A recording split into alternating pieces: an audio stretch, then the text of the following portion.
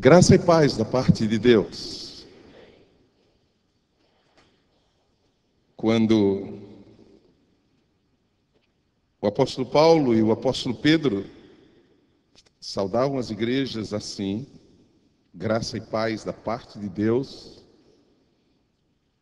Pedro e Paulo queriam que aquelas igrejas entendessem que elas estavam como estavam, por causa dos favores de Deus. E que cada membro daquela igreja compreendesse que se a graça de Deus não fosse com eles, eles já teriam sucumbido. Por isso Paulo, o apóstolo da graça, que mais tarde impregnou o coração de Pedro, daí Pedro nas suas duas primeiras cartas dizer, graça e paz vos sejam multiplicadas, ele queria, quando cumprimentava as igrejas dessa forma, eles queriam que elas entendessem a importância da graça de Deus. É pela graça que a gente está de pé. Não é esforço algum de nós. Ah, se a graça não fosse conosco. Quando Paulo falava que a paz esteja com vocês, ele tinha em mente que paz não é ausência de adversidades. Paz não é ausência de dificuldades, de conflitos, de adversidades. Paulo é aquele que vai dizer, alegrem-se nas tribulações e nas provações, porque elas fazem vocês mais crentes. Então, quando alguém lhe diz assim, graça e paz, não está dizendo assim a você, boa noite. Não está dizendo assim, olá. Já está dizendo assim para você, a graça de Deus esteja abundando plenamente em sua vida e a paz do Senhor esteja inundando o seu coração, por mais dura que seja a adversidade que você esteja passando. Igreja Assembleia de Deus, graça e paz. Amém? Vamos orar. Senhor, muito obrigado por esse tempo que estamos tendo aqui como igreja em Tua presença.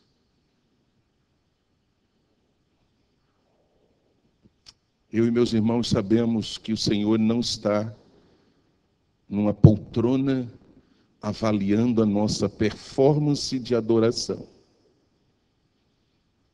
Eu e meus irmãos sabemos que o Senhor já mora no coração da gente.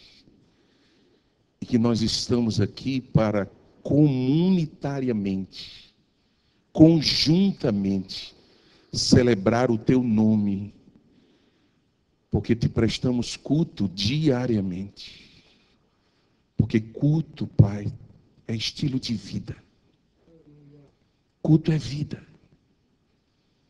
Eu quero nessa noite, com meus irmãos, te pedir perdão por nossos pecados. Te dizer que já conhecemos tantas coisas da Tua palavra. Te dizer que o Senhor diz que a gente deve ter cuidado com a língua, mas maldizemos os outros a quem devemos amar.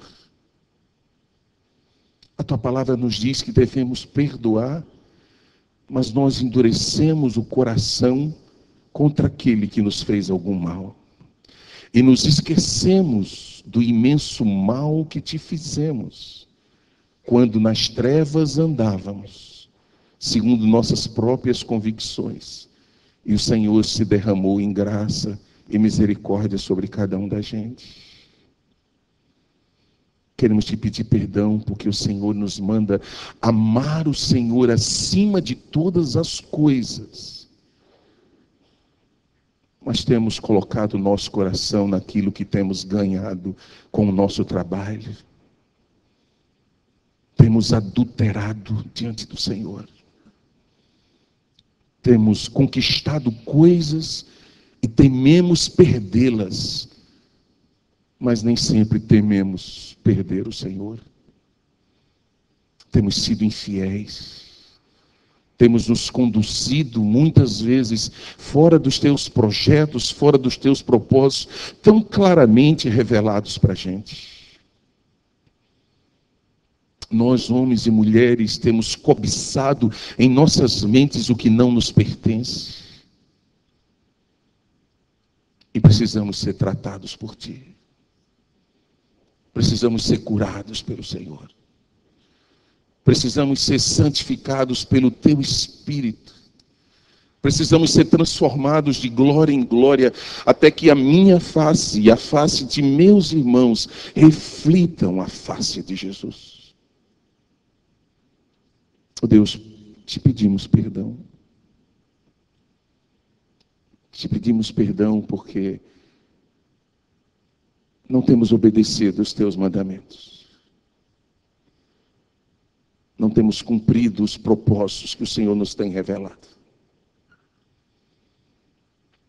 Mas ao mesmo tempo, eu e meus irmãos queremos Te agradecer, porque o Teu perdão já nos foi dado. Nós não precisamos pagar mais coisa alguma por eles, porque pelos nossos pecados o perdão foi pago por Cristo. Por Cristo. Por Jesus. Ele foi feito justiça do Senhor em nosso lugar.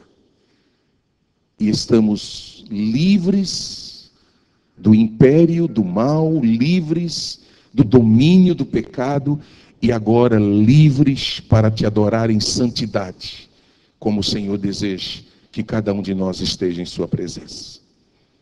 Obrigado pelo Teu perdão diante de nossos pecados confessados nessa hora, em nome de Jesus. Amém. Abra sua Bíblia em Isaías, capítulo 6.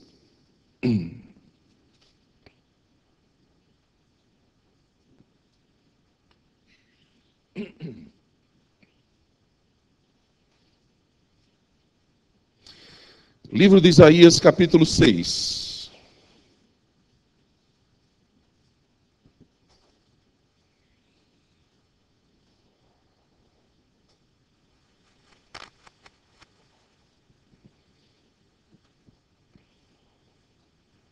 Versículo 1, irmãos.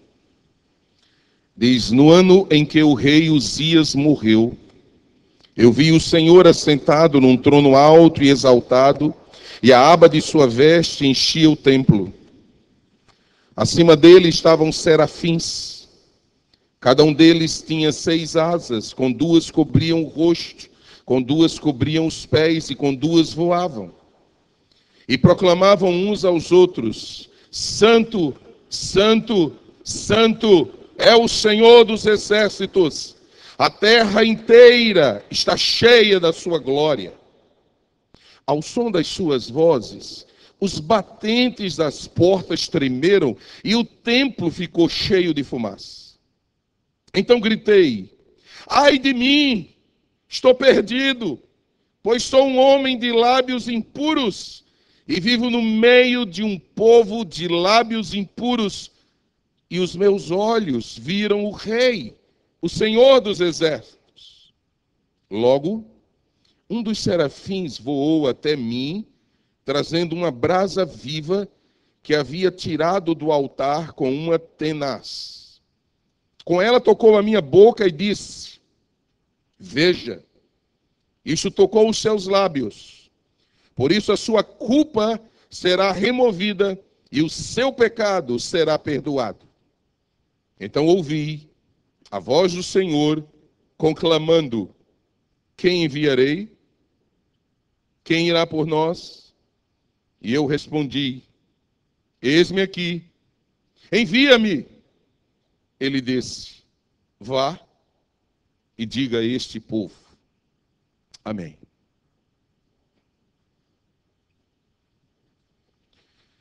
Rei Uzias. A história desse rei está no capítulo 26 do livro de 2 Crônicas. O rei Uzias foi um rei muito relevante para o povo de Deus. Foi um rei que trouxe grande progresso. Foi um rei que trouxe grande prosperidade. Foi um rei que proporcionou ao povo de Judá um crescimento bastante expressivo na sua época. Produziu paz entre as nações, produziu enriquecimento entre as nações, produziu domínio sobre outras nações, porque o domínio daquela época em que o rei Uzias reinava sobre Judá era tão grande que as nações tinham que pagar tributos a ele para não serem atacadas. Portanto, era um rei de grande expressão naquela época.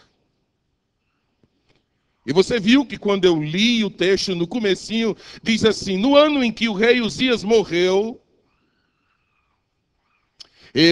Isaías, neste contexto, vai ao templo orar. Nesse contexto de adversidade em que o líder maior, o líder mais relevante, o líder mais significativo, o líder em quem o povo apostava muito, se foi pela morte, muito provavelmente, Isaías, meio que inquieto, meio que assustado, meio que atribulado, meio que dizendo assim, e agora, como é que vai ser? Quem é que vai assumir isso aqui?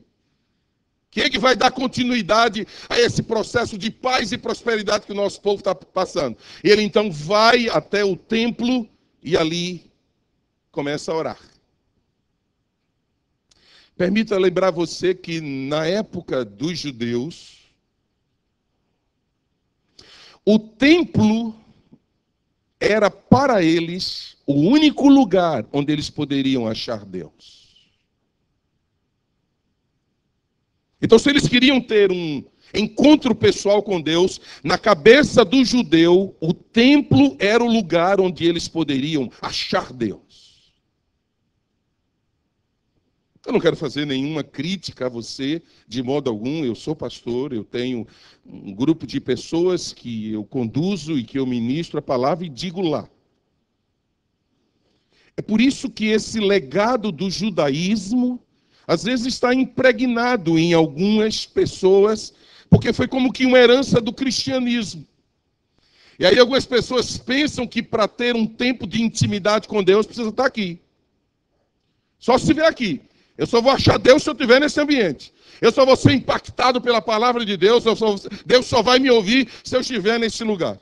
É aqui, é ali, é acolá, é na igreja A, é na igreja B, porque é um legado, é uma herança do judaísmo para aqueles cristãos judeus que se converteram, mas não conseguiram se desvencilhar dessa ideia. Por isso Jesus, quando aborda aquele contato com a mulher samaritana que estava no poço de Jacó pegando água para ela, ele diz assim, mulher, vai chegar o dia que não vai se adorar nem em Gerizim, nem vai se adorar em Jerusalém, porque Deus procura adoradores que o adorem em espírito e em verdade, em qualquer lugar, seja aqui nesse templo, seja no seu ambiente de trabalho amanhã, seja no seu escritório, seja no seu consultório, porque você e eu somos pedras vivas de adoração, onde Deus colocar você e eu.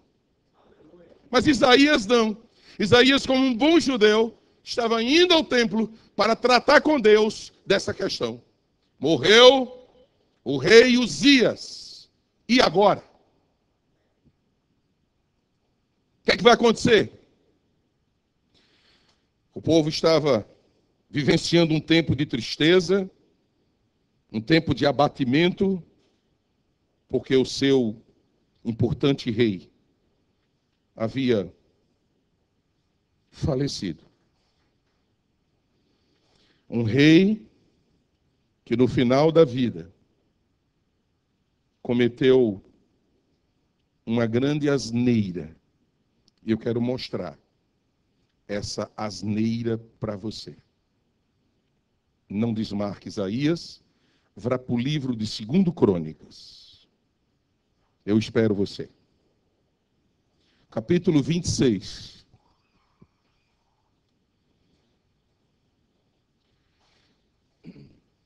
Segundo Crônicas, capítulo 26.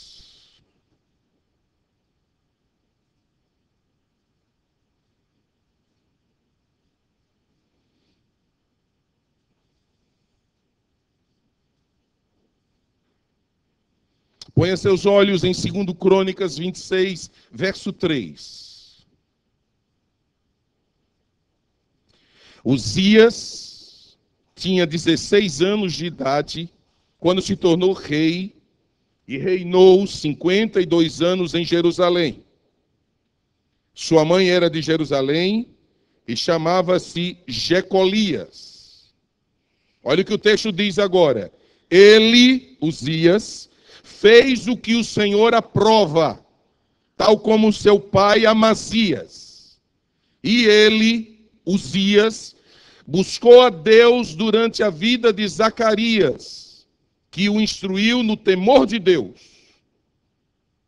Enquanto ele, Uzias, buscou o Senhor, Deus o fez prosperar.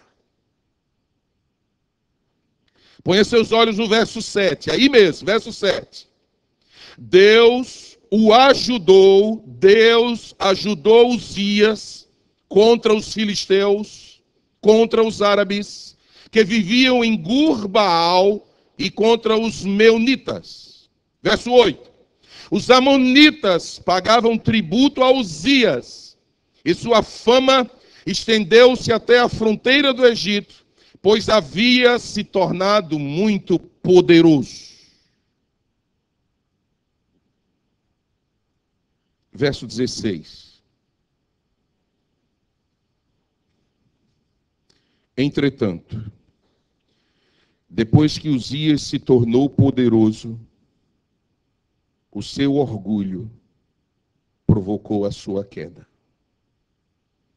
Ele foi infiel ao Senhor, o seu Deus, e entrou no templo do Senhor para queimar incenso no altar de incenso. O sumo sacerdote Azarias e outros 80 corajosos sacerdotes do Senhor foram atrás dele. Eles, os sacerdotes, o enfrentaram, o rei Uzias, e disseram: não é certo que você, Uzias, queime incenso ao Senhor. Isso é tarefa dos sacerdotes, os descendentes de Arão consagrados para queimar incenso. Saia do santuário, porque você foi infiel e não será honrado por Deus, o Senhor. Verso 19. Uzias, que estava com um incensário na mão, pronto para queimar o incenso, irritou-se e indignou-se contra os sacerdotes. E na mesma hora, na presença deles, diante do altar de incenso no templo do Senhor, surgiu lepra em sua testa. Quando o sumo sacerdote Azarias e todos os outros sacerdotes viram a lepra, expulsaram Uzias imediatamente do templo. Na verdade, ele mesmo ficou ansioso para sair, pois o Senhor o havia ferido. O rei Uzias sofreu de lepra até o dia em que morreu. Durante todo esse tempo, morou numa casa separada, leproso e excluído do templo do Senhor. Seu filho Jotão tomava conta do palácio e governava o povo. Meu amado irmão, minha amada irmã,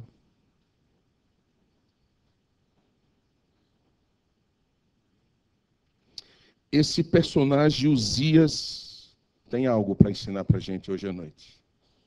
E eu quero passar rapidinho por ele.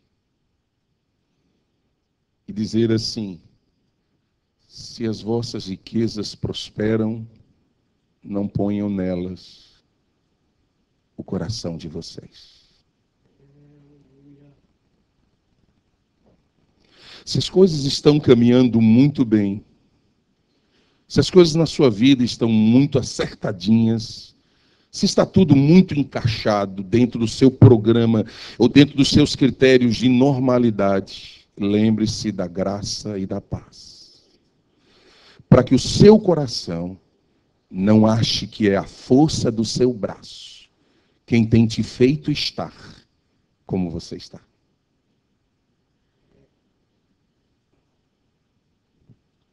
Esse rei tão amado, esse rei tão inspirado, esse rei tão querido pelo seu povo, cuidado agora, prosperava por causa do Senhor. Se dava bem porque Deus era com ele. Avançava porque o Senhor o conduzia. Conquistava porque o Senhor ia adiante, lhe proporcionando os meios para a conquista. Sabe o que aconteceu? Ele encheu o coração de orgulho. Ele achou que ele era o cara. Ele achou que as coisas estavam acontecendo como estavam acontecendo por causa dele. E atribuiu então a ele a responsabilidade de todo o bem-estar que ele vivia com sua família e que ele proporcionava ao povo. E agora ele desviou a glória e a honra a Deus que o fez estar onde ele estava para si. Deixa eu lhe dizer uma coisa para você pensar. Guarde o que eu vou lhe dizer. Todo ser humano criado por Deus é um adorador. Não esqueça isso. Todo ser que Deus permite que tenha vida, nasce potencialmente inclinado para a adoração. Se o coração dele está dominado pelo Espírito de Deus, se o coração dele está dominado pelo senhorio de Cristo, essa essência de adoração que ele tem, ele direciona para Jesus. Aquele que Deus tornou Senhor dos senhores e Rei dos reis. Cuidado agora. Mas quando essa pessoa não tem temor a Deus, como ela é ávida por adorar, ela vai procurar alguma coisa para adorar. Aí sabe o que ela adora? O trabalho. Sabe o que ela adora? O marido. Sabe o que ela adora? Os filhos. Sabe o que ela adora? O que ele adora? A esposa. Sabe o que eles adoram? A si mesmos. E cheios de orgulho se acham as pessoas mais relevantes e mais significativas que esse mundo já viu. Isso aconteceu com Uzias. Ao ponto de uma maneira louca e tola, na sua arrogância e na sua prepotência, ele entrar no santuário para acender os incensários, coisa que somente sacerdote que fora consagrado para aquilo era para fazer. A turma de sacerdotes se levanta e diz: louco! Você é louco? Isso cabe a nós.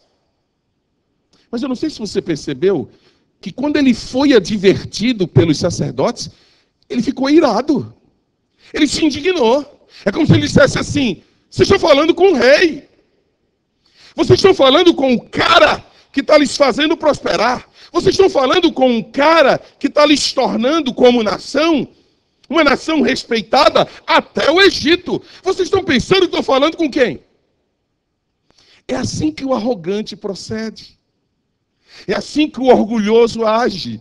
Ele não vê ninguém, nem coisa alguma, nem Deus. Ele vê apenas ele e o interesse dele e quer que ele e o interesse dele prevaleça. Cuidado, isso pode prevalecer entre nós, mas não prevalece diante do Deus Todo-Poderoso. Porque em meio àquela arrogância dele, Deus colocou um sinal de reprovação na hora. Na hora. Esse sinal de reprovação, vocês leram. Foi lepra. Foi enfermidade. E é dessa enfermidade que ele morre. E aí eu quero pedir que você volte para o texto de Isaías, que eu pedi que você não desmarcasse. Caso tenha desmarcado, Isaías 6.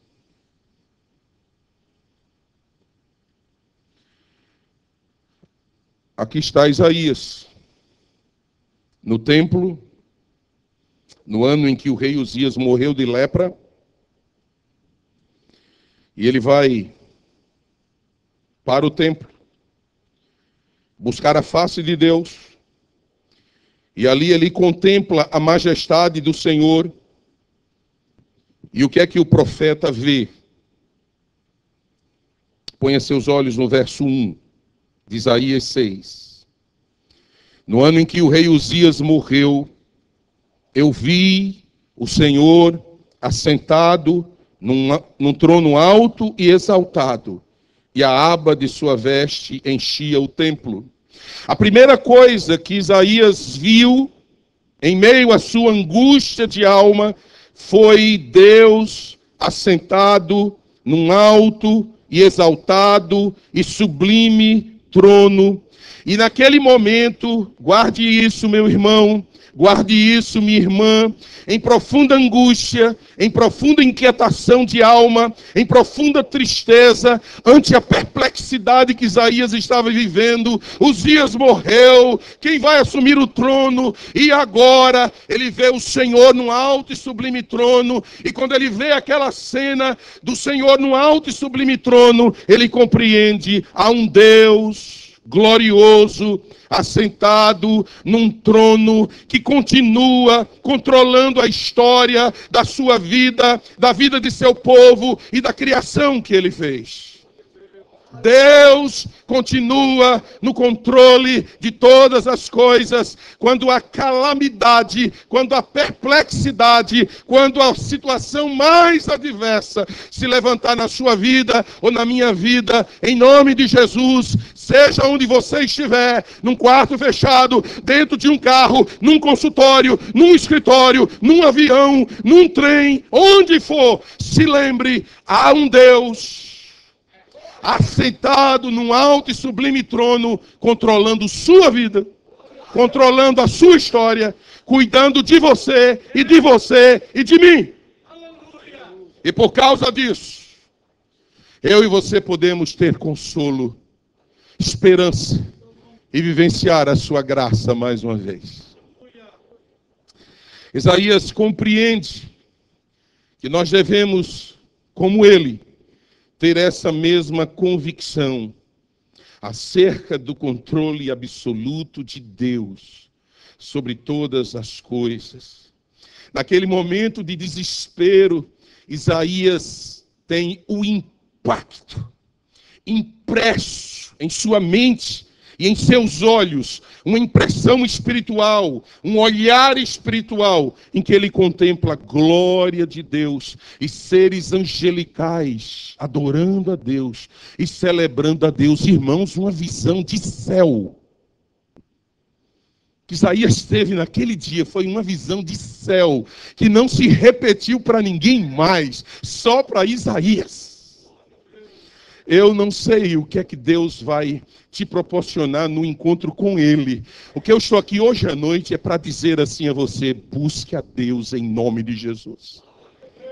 Não faça isso amanhã, depois de amanhã. É urgente fazer isso hoje, agora, aqui, enquanto estamos reunidos. Porque se alguma situação de perplexidade pegou você, ou se ela está adiando para pegar você daqui a pouco, ou a mim, nós precisamos ter na mente essa impressão: Deus está num alto e sublime trono, governando todas as coisas, governando a minha vida, e todas as coisas que vierem sobre mim têm da parte de Deus um propósito, um objetivo, uma meta. Você tem visto a Deus? Como é que Deus tem te impressionado? Como é que Deus tem impactado a sua vida nos seus momentos devocionais, nos seus momentos individuais, nos seus momentos de quarto fechado, nos seus momentos onde só tem você e Deus? Não é aqui. É nos seus momentos onde só tem você e Deus. É sobre esse momento que eu estou falando. É lá que Deus quer lhe impressionar. Não é aqui, não. É lá. É lá onde estão os encontros mais profundos. Porque é lá onde a gente desnuda a alma. Aqui não. É lá onde a gente escancara o coração e pranteia. Aqui não. É lá onde a gente é o que é. Aqui não.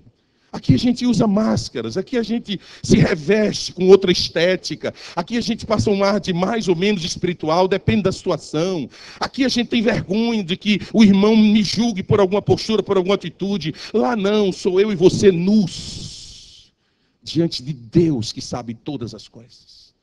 E ali eu e você podemos rasgar o coração e dizer: Senhor, não está nada bom, eu estou triste, eu estou abatido, eu estou perplexo, eu não sei o que fazer na próxima hora, eu não sei que atitude tomar, minha família está assim, meu filho está desse jeito, o desemprego chegou na minha casa, a dívida se avolumando, surgiu uma enfermidade. Deus, como é que eu devo proceder? Senhor, em nome de Jesus, me mostre como eu devo agir. Até que ele então mostra para você a majestade dele, a glória dele. E eu não sei como vai ser isso. O que eu sei que vai ser. O que eu sei que vai acontecer. Mas eu não sei como vai ser isso. E eu quero pedir em nome de Jesus que você não ore a Deus pedindo que você tenha essa visão que Isaías teve. Amém, igreja? Amém. Não peça. Essa foi uma visão para Isaías. Como Deus vai agir na sua vida, deixe Deus fazer do jeito dele. Não sai daqui motivado para dizer: Senhor, eu quero ter a visão que mesmo Isaías teve lá no templo. Não, não, não, não. Senhor, eu quero que o Senhor me impacte a alma com a tua presença. Eu quero compreender a tua mão me conduzindo, me dirigindo, me revelando como eu devo proceder diante das situações mais agudas que vão se levantar daqui a pouco. Ou quem sabe amanhã, segunda-feira, no meu trabalho. A primeira coisa que Isaías vê é Deus assentado num alto e sublime trono, e ele entende que Deus está no controle de todas as coisas. Amém, irmãos? A segunda coisa que ele vê é uma atmosfera de adoração em torno de Deus. Uma atmosfera, um ambiente de adoração. Ponha seus olhos em Isaías 6. Olha o que diz aí o verso 2. Acima dele, acima do trono, sobre o trono, estavam serafins. Cada um deles tinha 6 asas, com 2 cobriam o rosto, com 2 cobriam os pés, e com 2 voavam. E proclamavam uns aos outros: Santo, Santo, Santo é o Senhor dos exércitos. A terra inteira está cheia da sua glória. Olhe para mim agora um pouquinho. Em meio à perplexidade, em meio ao temor, em meio ao pavor, o que Isaías vê é Deus assentado num alto e sublime trono e seres adorando-o. Seres angelicais exaltando aquele que está no trono. Sabe o que eu e você podemos aprender? É que em meio à adversidade e à luta, quer uma boa sugestão? Celebre Deus. Quer uma boa sugestão? Adore Deus. Quer uma boa sugestão? Deixe suscitar dos seus lábios honra e glória a Deus. Eu estou pedindo que você faça isso para que não brote de seus lábios murmuração e contenda contra Deus. Eu estou pedindo que você faça isso para que não brote de seus corações reclamação, infâmia, lamúria, lamentação. O que eu quero que você, estimular você a deixar brotar do seu coração em meio à perplexidade e em meio à situação aguda que você está passando, é para que no seu coração não seja implantado um ato que causa no coração de Deus tristeza. Eu tenho abençoado tanto e permito que venha sobre ele ou sobre ela uma provação, e olha o que é que eu colho. Parece que já esqueceu quantos livramentos eu já dei. Parece que já esqueceu das intervenções que eu fiz na vida dele ou dela, e que se eu não tivesse feito, eles já teriam sucumbido. E já esqueceu. Essa turma é fogo.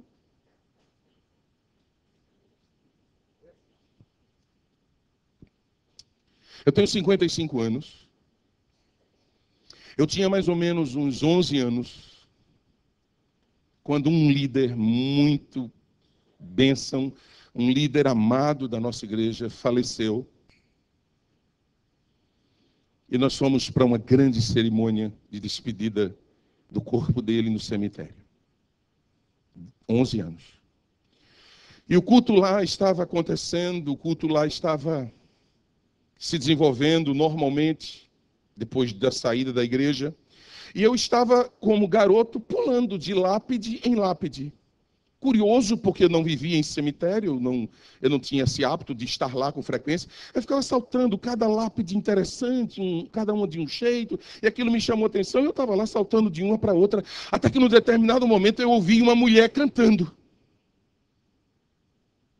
Um canto lindo, um canto que atraiu uma criança de 11 anos. Eu parei onde eu estava e fui na direção do canto, e a direção do canto estava me levando para onde nós estávamos enterrando aquele senhor. E quando eu vou passando então por cima das lápides para ouvir aquilo, eu ponho os meus olhos e vejo uma senhora entoando aquele louvor lindo.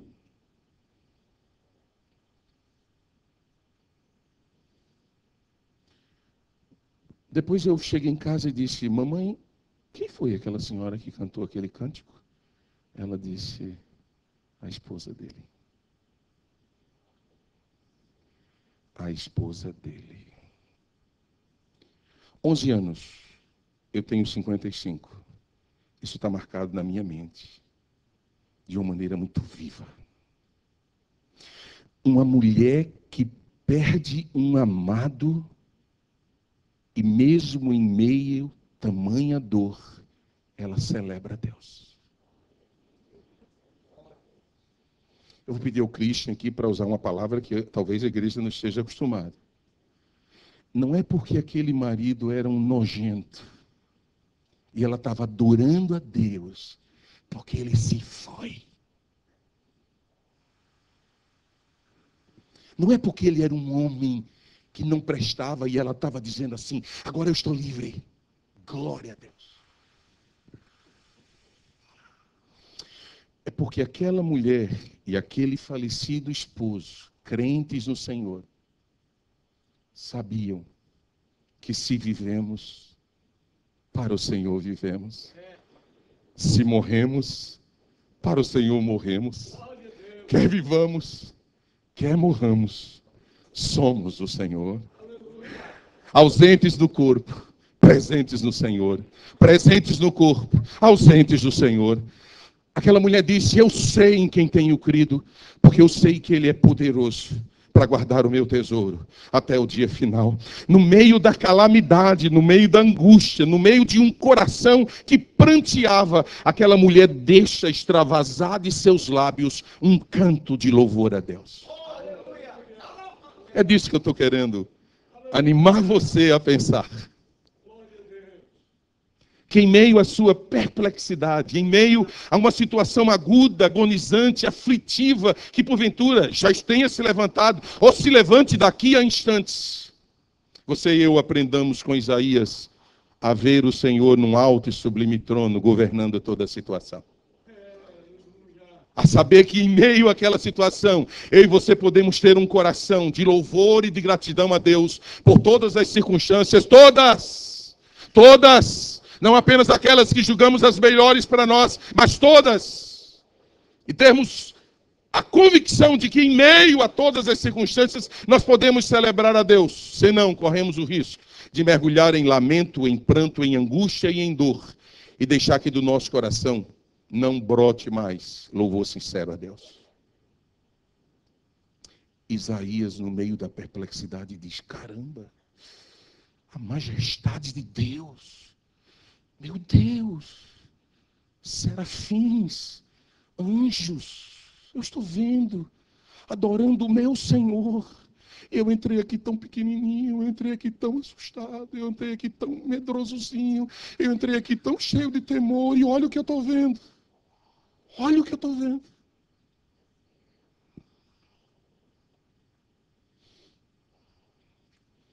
Um garotinho de 4 anos chegou para seu pai e disse: papai, lá na escola dominical falou para nós hoje sobre o tamanho de Deus. Você pode me dizer qual é o tamanho de Deus? Aí o pai disse: claro, filho, entra aí no carro, vamos.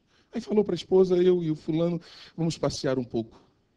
Aí o pai foi na direção do aeroporto. Quando o pai estava caminhando para o aeroporto, um avião lá em cima. Aí o pai disse assim para aquele filho: filho, olha lá aquele avião. Ele é grande ou ele é pequeno? Ele disse: ele é pequeno, pai. Pois é, aquele é o tamanho de Deus. Deus é bem pequeno. Aí aquele pai estaciona o carro no aeroporto, entra e pede que um dos guardas permita que ele entre numa das pistas onde havia vários aviões parados e que não iam fazer decolagem alguma, e diz: vocês permitem, são 5 minutos, deixa eu só levar meu filho ali. E aí ele pega o filho e leva o filho até um daqueles imensos aviões que estão ali estacionados e diz: filho, e agora? Esse avião? Rapaz, esse avião é imenso. Esse é o tamanho de Deus, filho. Deus é imenso. Deus é grande. Mas, pai, você disse que ele era pequenininho e agora ele é grande. É porque depende, filho, da distância que você está de Deus.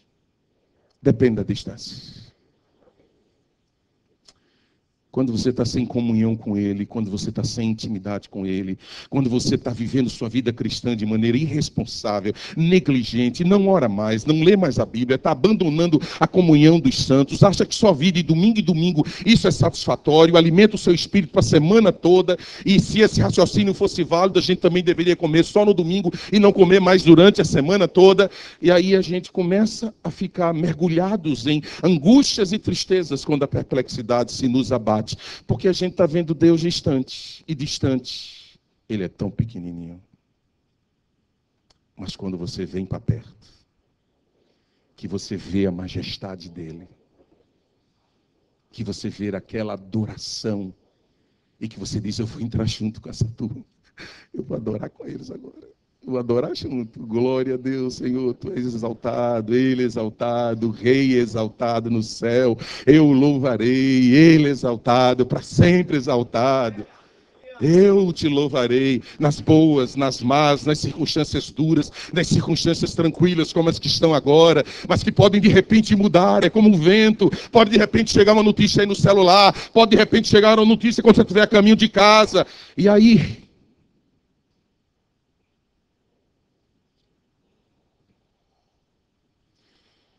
Isaías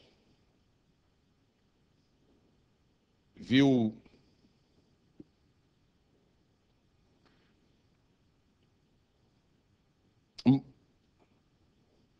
os serafins batendo as asas, os batentes dos umbrais se chocando.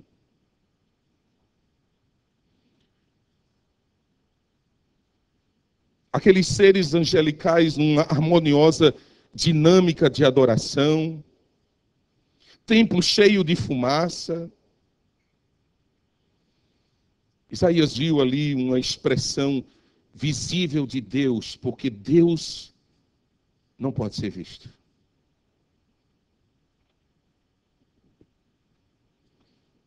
Isaías sabia, pelo que ele conhecia da história do seu povo, que Deus, em outras oportunidades, já havia se expressado e se manifestado de uma maneira muito intensa na vida do seu povo. Elias conhecia o Deus dos trovões e que faz descer fogo do céu para queimar madeira molhada no altar. Se lembra dessa história? Se impactou o coração de Elias. Mas quando Elias tem uma vitória lá no Monte Carmelo sobre aqueles profetas de Baal, que vai para uma caverna choramingar, dizendo que somente ele de crente permaneceu, a Bíblia nos diz que entrou uma brisa. Uma brisa. E essa brisa era uma expressão visível ou sensível de Deus. E dessa brisa emitiu uma voz que dizia: Elias, por que você está aqui?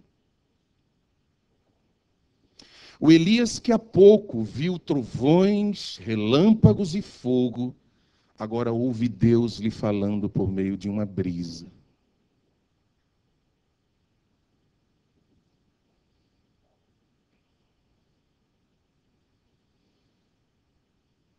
Deus é eclético na sua forma de se comunicar. E nem eu, nem você poderá formatá-lo e enquadrá-lo e dizer: se não for desse jeito, que eu aceito, eu não compreendo que seja de Deus. Deus não se prende a padrões nem a uma teologia sistematizada. Deus é Deus, e que, se você me permite, deixe Deus ser Deus na sua vida. Desça do trono e deixe Ele ocupar o trono da sua existência.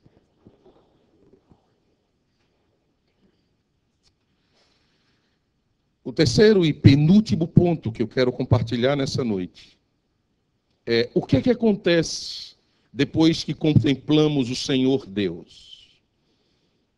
Em primeiro lugar, nunca mais somos os mesmos. Depois que somos impactados pelo toque de Deus, por uma visão de Deus, por um encontro com Deus, nunca mais somos os mesmos. Depois que Abrão viu a Deus, ele foi tornado Abraão e o pai da fé. Depois que Moisés viu a Deus, ele foi tornado um tipo de Cristo. Depois que Jacó viu a Deus, o seu nome foi transformado de Jacó, que significa mentiroso, para Israel, meu povo. Depois que Davi viu a Deus, teve o seu pecado perdoado e tornou-se um homem segundo o coração de Deus e o mais importante, rei de Israel. Depois que o covarde Pedro viu a Cristo ressurreto, tornou-se a mais ousada e corajosa testemunha da igreja de Jesus.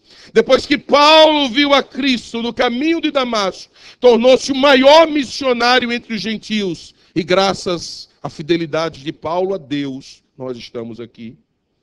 Depois que aquele ladrão perdido, crucificado ao lado de Jesus, viu a Cristo,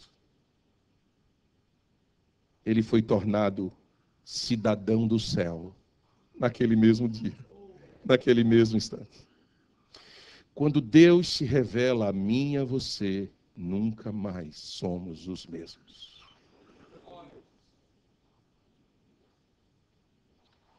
É impossível procurar comunhão com Deus, desejar sinceramente ser impactado pela presença de Deus e continuar da mesma forma.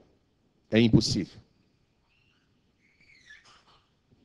A segunda coisa que a gente aprende desse texto sobre o encontro com Deus é que Isaías é acometido de uma imensa convicção de pecado. Ponha seus olhos no verso 5. Eu vou ler apenas a parte A do verso 5. Isaías 6, verso 5. Apenas a parte A. Depois que Isaías vê toda aquela cena, olha o que ele diz no verso 5. Então eu gritei: ai de mim, estou perdido, pois sou um homem de lábios impuros e vivo no meio de um povo de lábios impuros. Ai de mim, porque eu sou um homem de lábios impuros. Irmãos, quando a gente tem um encontro com Deus, a primeira coisa que a santidade de Deus revela é o meu e o seu pecado. O nosso pecado. O que Isaías está nos ensinando aqui é que é impossível estar na presença do Santo, Santo, Santo Senhor dos Exércitos, sem admitir de uma maneira sincera, de uma maneira honesta, o que somos diante daquele que é santo. Pecadores.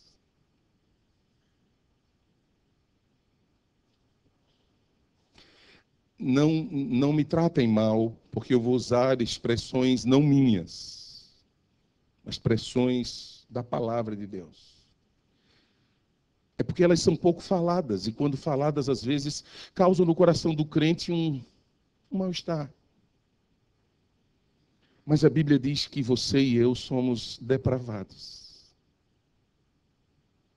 Você já dirigiu essa palavra a alguém? Então você sabe do que eu estou falando. É o que você é. Você é um pervertido. eu sou um pervertido. Eu sou um depravado. Você também. É isso que a santidade de Deus revela para a gente. Todos pecaram e carecem da glória de Deus. Todos. Todos. Não há um justo. Não há um bom sequer. O salário do pecado é a morte. Mas o dom gratuito de Deus é a vida eterna. Pela graça sois salvos, mediante a fé. Isso não vem de vós, é dom de Deus. Não vem das obras, para que nenhum de vocês, para que nenhum de nós se glorie.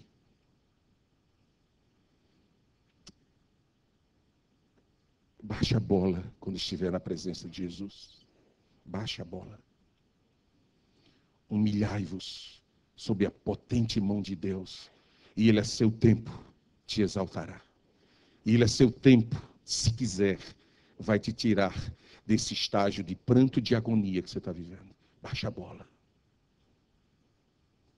Deus é santo.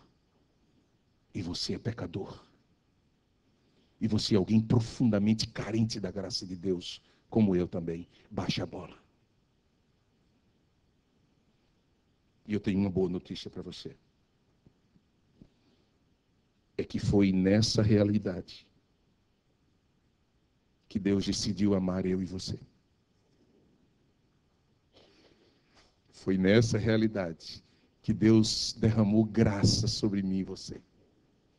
Foi nessa realidade que Deus viu a nossa limitação de poder agradá-lo em todas as coisas como Ele espera que nós façamos, em atos de obediência aos seus mandamentos, que Ele decidiu derramar os seus favores sobre mim e sobre você. Cuidado que eu vou dizer agora. Mas mesmo assim, Ele não nos imunizou. Mesmo assim, Ele não retirou de nós esse potencial que há no coração da gente para rebelar-se contra o que está explicitado em Sua palavra e para desobedecê-lo. Isso não foi removido de nós. Isso pulsa, isso é real, isso não é latente, isso é potencial. Eu e você temos potencial para fazer o que não agrada a Deus. Por isso eu e você devemos estar espreitados, eu e você devemos estar sob a misericórdia e a graça de Deus para que Ele nos sustente, firmados em Suas promessas, para que Ele nos mantenha de pé. Então, quando Isaías chega diante de Deus, naquela cena maravilhosa, naquela teofania linda que ele contempla, era só para ele, somente ele viu aquilo, e somente ele precisava vivenciar aquilo diante do estado de perplexidade que ele estava. A primeira convicção que ele tem é: ai meu Deus, eu estou te vendo, e eu sou um pecador, estou perdido.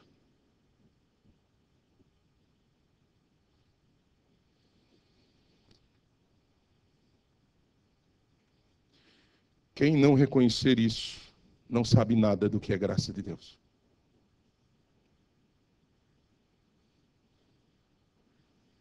Quem não sair daqui hoje à noite dizendo: Senhor, eu sei de onde o Senhor me tirou.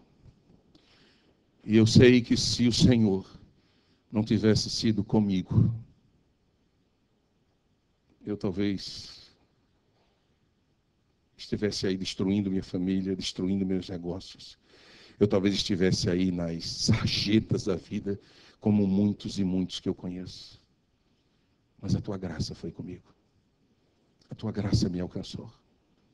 E Deus, eu te sou grato por toda a minha vida, por toda a minha existência. Venha reinar em mim, venha habitar em mim, em plenitude, em poder, em misericórdia. Deus, me tome. Eu estou aqui para me render aos Seus pés. Eu estou aqui para me quedar diante da Tua presença. Deus, inunde-me com a Tua santidade, porque a Tua palavra diz que sem santificação ninguém te verá. Senhor, a Tua palavra diz que o Senhor nos predestinou para a santidade. Deus, eu não quero mais viver cogitando no coração aquilo que a Tua palavra abomina.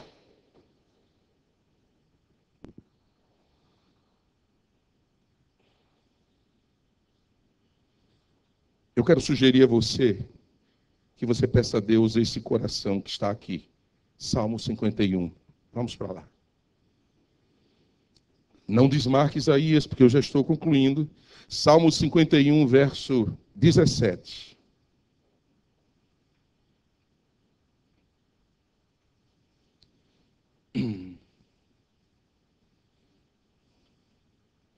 Salmo 51, verso 17.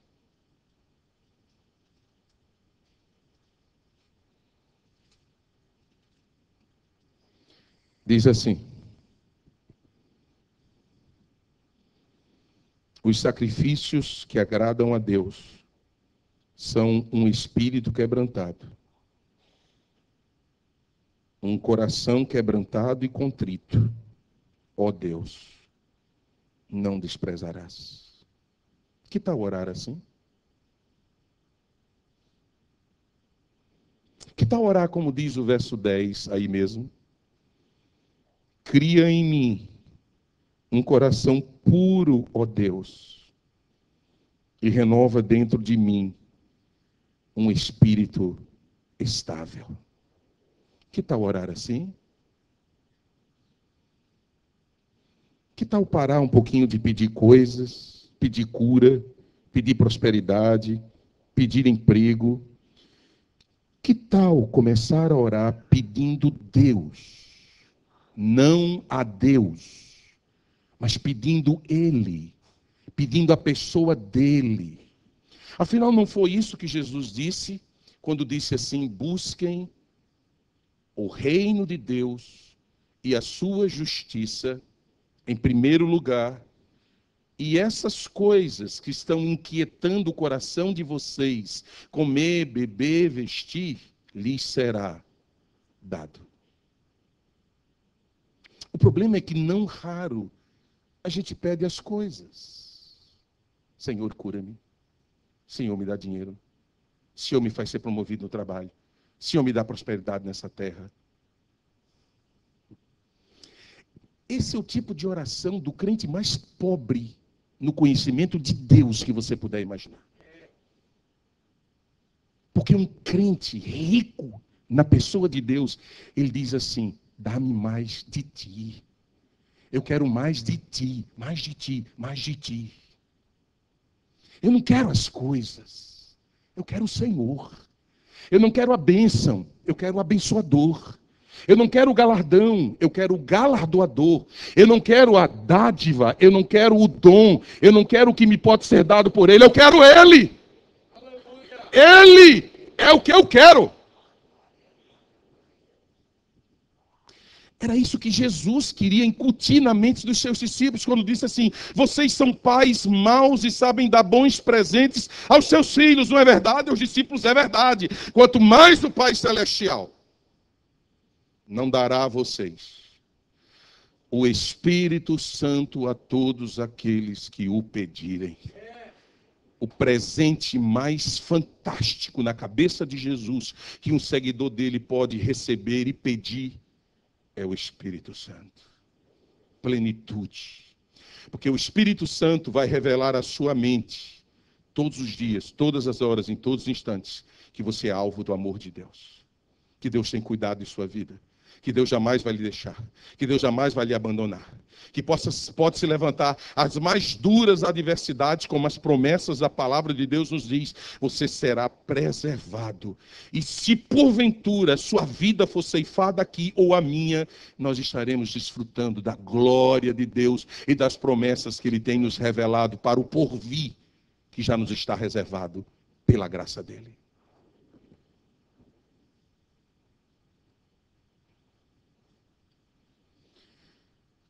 A última coisa que o profeta viu, e por isso eu encerro a palavra com isso, foi o pecado da nação. O texto diz assim: eis que eu sou um homem de lábios impuros, e habito no meio de um povo de impuros lábios. Isaías, quando viu a santidade de Deus, olhou primeiro para o coração dele. E agora ele desvia o olhar para o coração de seu povo, o povo de Judá. Murmurador. Um povo que adorava outros deuses. Um povo cujos filhos estavam se casando com filhos e filhas de outras nações, que era uma orientação que Deus havia dado que não deveria acontecer. Um povo em franca desobediência. Um povo à beira do cativeiro. Depois que Isaías profetiza, o cativeiro vai surgir pela Babilônia, e esse povo aqui, a quem Isaías profetizou, vai passar 70 anos sob a chibata de Nabucodonosor e seus sucessores, porque não deram ouvidos a Deus.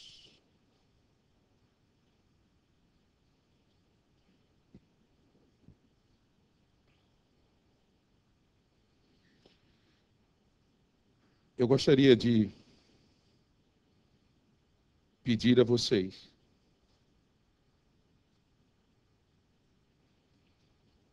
que a gente orasse pela corrupção do nosso povo.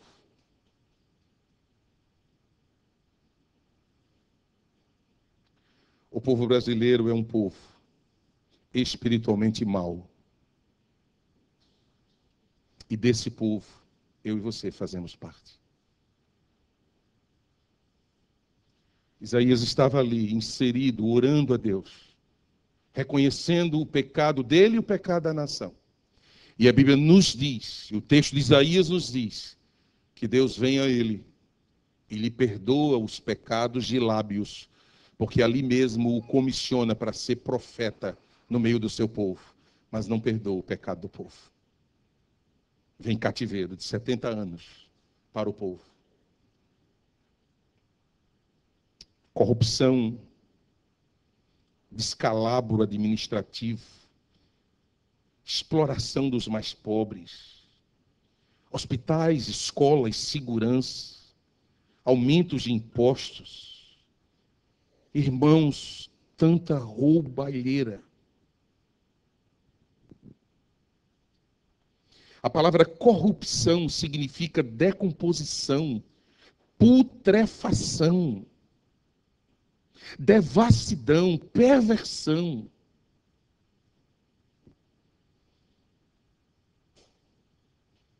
Eu não sei se vocês conhecem um índice chamado IPC.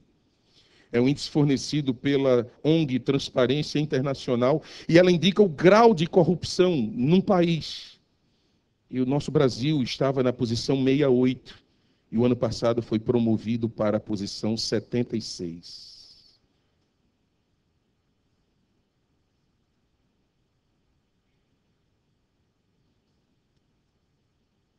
Países como a Dinamarca, Finlândia, Suécia, Nova Zelândia, Holanda, Noruega, Suíça, Singapura, Canadá, Alemanha, Luxemburgo e Reino Unido são os 10 países considerados por esse índice os menos corruptos. Ao lado do Brasil, temos Bósnia e Herzegovina, Burkina Faso, Índia, Tailândia, Tunísia e Zâmbia. E na frente da gente temos Gana, Croácia, Namíbia, Cuba, Costa Rica, Ruanda, Malásia, Turquia, Guatemala. Deus tenha misericórdia do Brasil.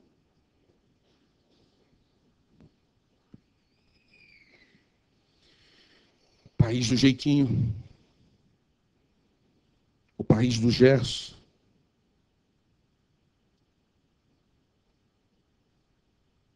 O país de não se prender às normas, mas procurar superá-las, procurar subjugá-las, procurar suspendê-las quando elas nos parecem benéficas. Uma vez eu vinha retornando pela Via Costeira, que é uma avenida que temos lá em Natal, e havia uma barreira policial e o guarda deu sinal assim para mim, eu parei o carro, baixei o vidro, ele disse, tudo bem, senhor? Eu digo, tudo ótimo. Voltando para casa, né? Eu digo, é. Ele fez, bacana. Vá em paz, viu? Obrigado. Uma boa noite de trabalho para o senhor. Ele disse, tem alguma coisa para a coquinha da gente? Eu disse, o que? Eu não entendi. Eles não têm um negocinho para uma Coca-Cola? Não, não tem um negocinho nenhum para Coca-Cola. É disso que a gente está falando. Quando eu e você, de uma maneira muito sutil, às vezes achando que é normal, queremos às vezes condenar os que estão lá em Brasília, fazendo o que estão fazendo e devem ser condenados mesmo. Mas nós, nas situações mais simples, mais elementares, estamos fazendo coisas também que desonram a Deus. As coisas mais simples. Quero pedir que essa igreja ore pelo nosso país. Olhe para o seu pecado e olhe para o pecado da nação. E peça que Deus nos cure. Porque há uma igreja de Deus nesse país. Eu e você estamos aqui. E a palavra de Deus diz que se eu e você nos arrependermos de nossos pecados, se eu e você clamarmos, Deus é capaz de curar essa terra. Eu não estou dizendo que Deus torne o país evangélico. Deus me livre que isso aconteça. Deus nos livre do Brasil ser um país evangélico. Deus nos livre disso.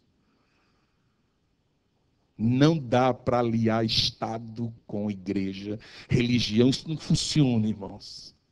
Cada um no seu lugar, mas eu posso com você pedir que a gente ore a Deus pedindo, Senhor, levante honestos, levante pessoas sinceras, levante pessoas justas, que façam isso mesmo sem saber que estão servindo ao Senhor, que façam isso por causa de uma graça comum que o Senhor derramou no coração delas, que sejam honestas, sinceras, verdadeiras, justas, mesmo sem reconhecer que há um Senhor que as imprime e que as anima a fazer isso, que elas façam isso porque vieram das mãos do Senhor.